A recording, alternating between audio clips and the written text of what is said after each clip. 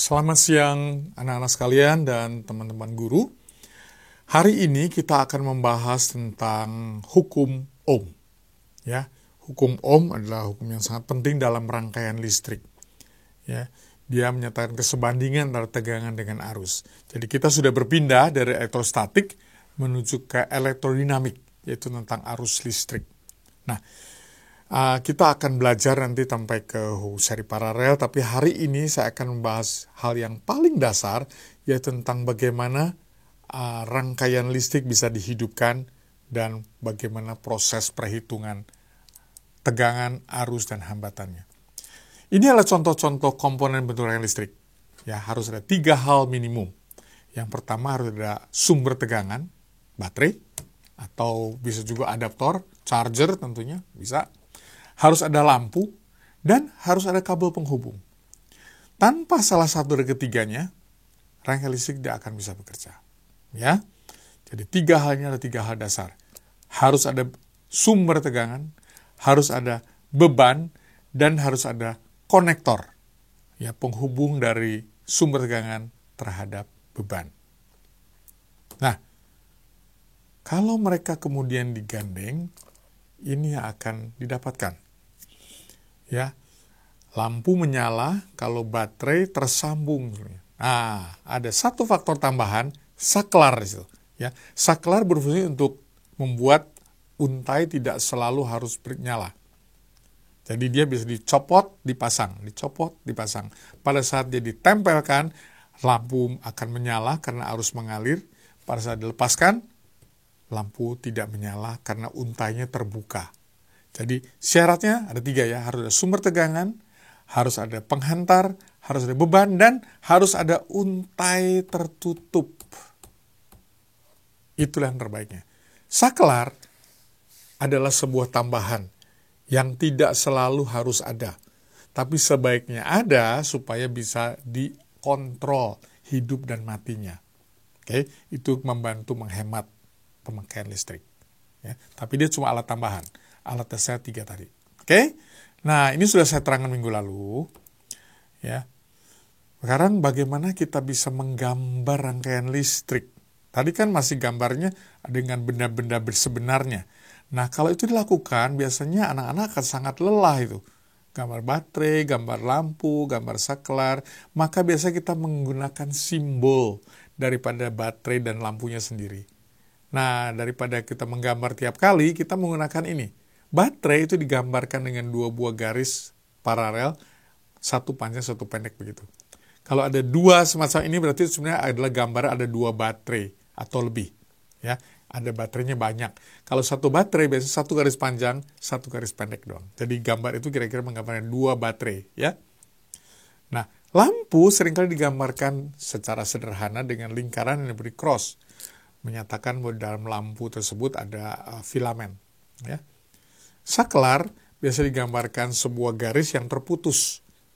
Ya, bisa bergerak toggle naik turun ya.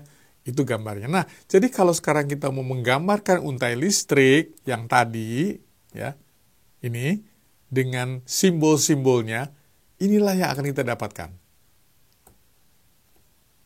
Nah, kayak gitu ya. Kelihatan saklarnya sedang terbuka. Apakah lampu menyala, teman-teman? Apakah lampu menyala dalam kondisi ini? Jawabnya tidak, karena saklarnya belum tertutup. Ya, untuk bisa lampu menyala, saklarnya harus tertutup. Jadi kondisi sekarang ini adalah kondisi saklar terbuka, lampu belum menyala. Nah, tapi gambarnya kira-kira kayak gitu. Ada baterai di bawah, ada saklar, ada kabel penghubung, dan ada lampu. Beban lampunya. Ya. Nah, berarti kalau kita sekarang mau membuat rangkaian tertutup, saya harus merubahnya jadi semacam ini. Ya, saklarnya udah nggak ada lagi, dia terhubung. Nah, seandainya saya punya tegangannya 5 volt, itu adalah voltage-nya di situ, sumber tegangan.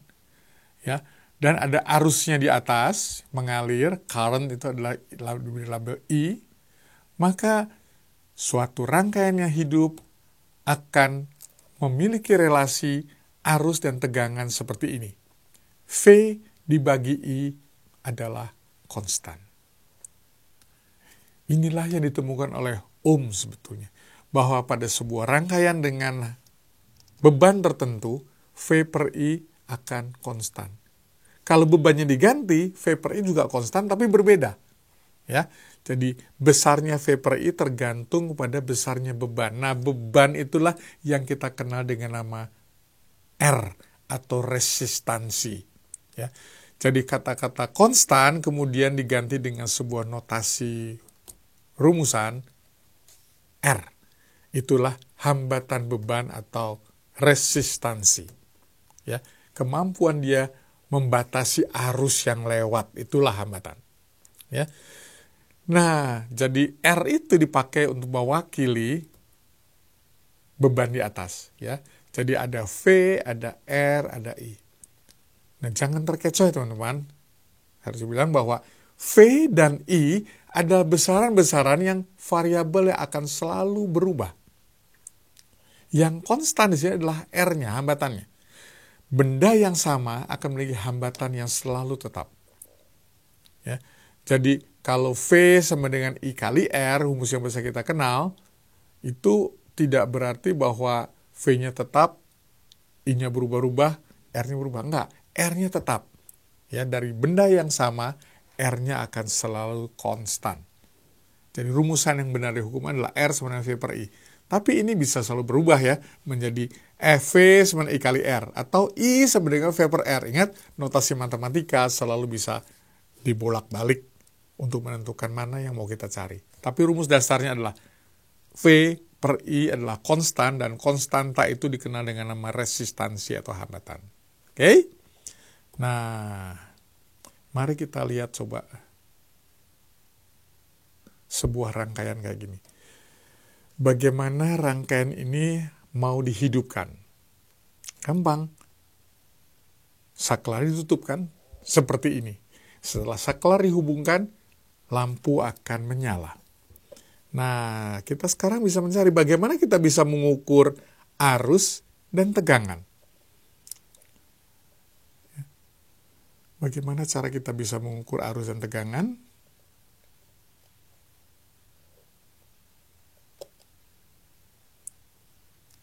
Di atas sudah disediakan 2 buah meter. V itu adalah meter tegangan, A adalah meter arus. Nah, bagaimana kita bisa memasangnya? Ya, saya akan lakukan sekarang. Ya, jadi pertama saya akan lakukan pengukuran arusnya. Saya akan ambil dulu meter arusnya. Ya.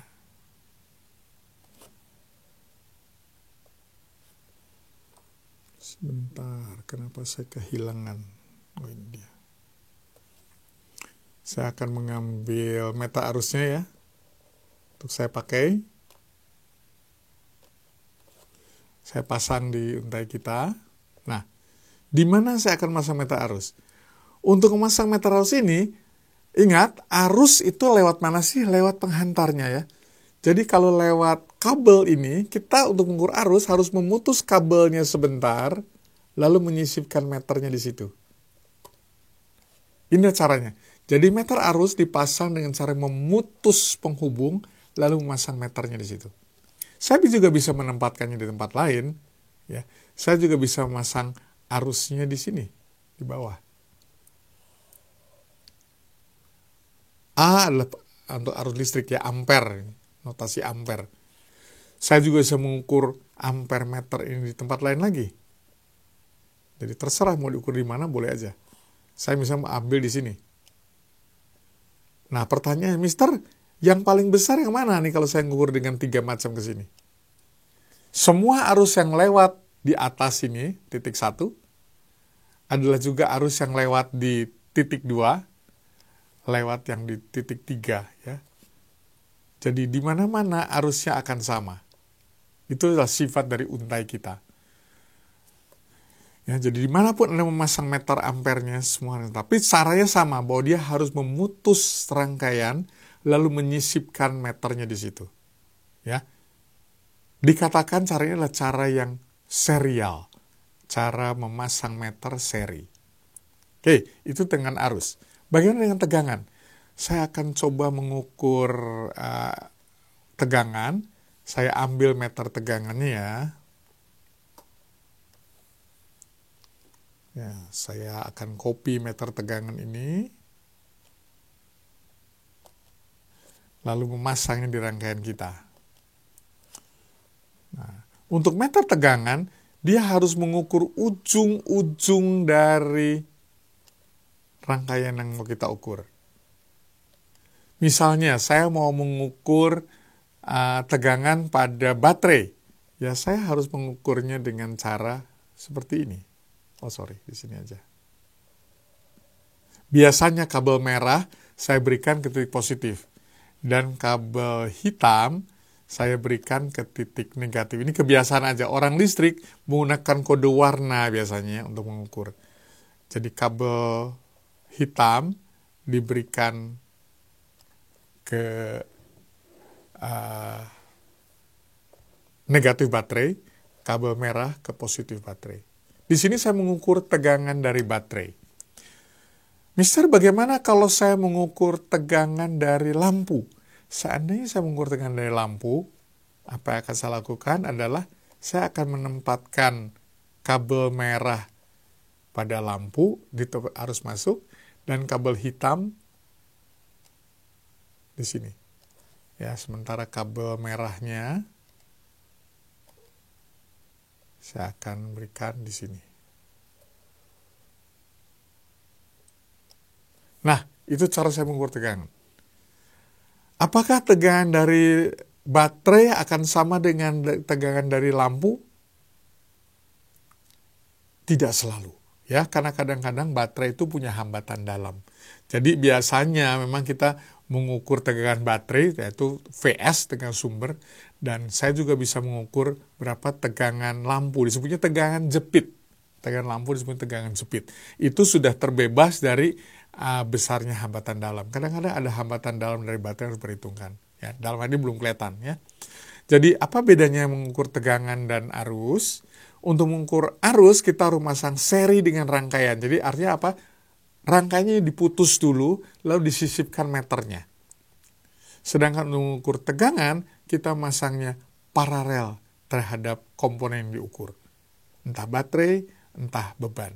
Ya, tapi dipasangnya selalu paralel. Ya.